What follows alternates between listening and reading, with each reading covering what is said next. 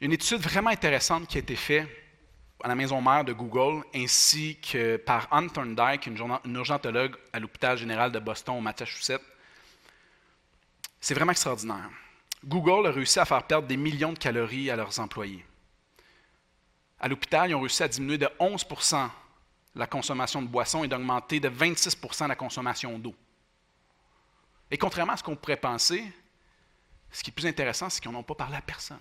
Parce que oui, ça aurait été tentant de dire, on va faire des rencontres, on va expliquer aux gens à quel point c'est important de manger sainement pour vieillir en santé. Non, nada, rien.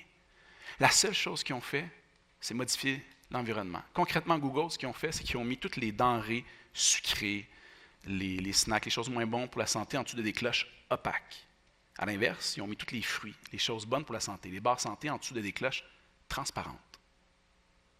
Ils ont mis toutes les boissons sucrées au fond de la cafétéria, ils ont mis l'eau à portée de main. That's it. Même chose à l'hôpital, ils ont mis les boissons sucrées au fond de la cafétéria et l'eau à portée de main. Dans les deux cas, ils ont tout simplement modifié l'environnement dans lequel il était. C'est tout.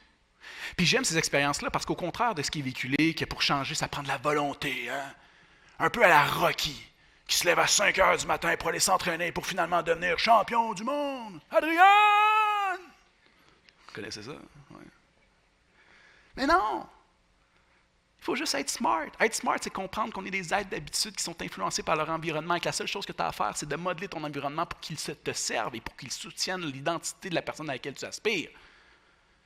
That's it.